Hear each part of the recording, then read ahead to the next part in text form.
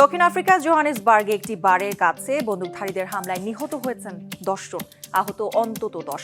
চলতি মাসে দেশটিতে এটি দ্বিতীয় বড় ধরনের বন্দুক হামলার ঘটনা। স্থানীয় সময় শনিবার রাত 1টার দিকে জোহানেসবার্গের বেকার্সদাল শহরের একটি বারের সামনে দুটি গাড়িতে এসে নামে বন্দুকধারীরা। এরপরই এলোপাতাড়ি গুলি চালিয়ে হত্যা করে বারের মালিকসহ বেশ কয়েকজনকে।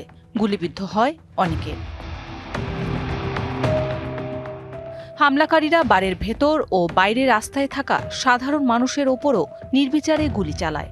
হামলার পরপরই ঘটনাস্থল থেকে পালিয়ে যায় বন্দুকধারীরা। হামলাকারীদের ধরতে অভিযান চলছে বলে জানিয়েছে পুলিশ। হামলার কারণ জানতে চলছে তদন্ত। চলতি মাসে দেশটিতে এটি দ্বিতীয় বড় ধরনের বন্দুক হামলার ঘটনা। Moushumi Shanta, DBC news desk.